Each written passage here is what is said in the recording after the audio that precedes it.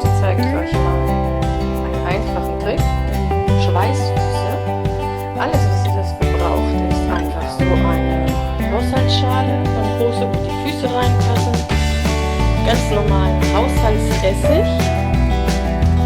Also nicht unbedingt Essigessenz muss es nicht sein, kann es sein, muss es aber nicht sein, ein ganz normaler Haushaltsessig sein.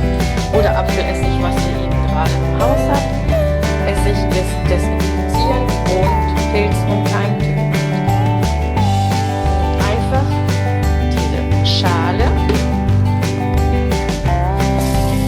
noch lauwarmes Wasser hinein, eher ein bisschen kalt, also eher kälter als wärmer,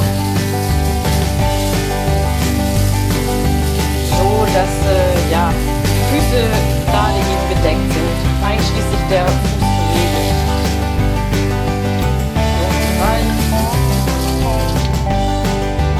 Und dann kommt da einfach ein Schuss Haushaltsessig rein, bisschen umrühren und dann die Füße 2 Minuten darin baden. Nicht länger als 2 Minuten, dann trocknen die Füße aus.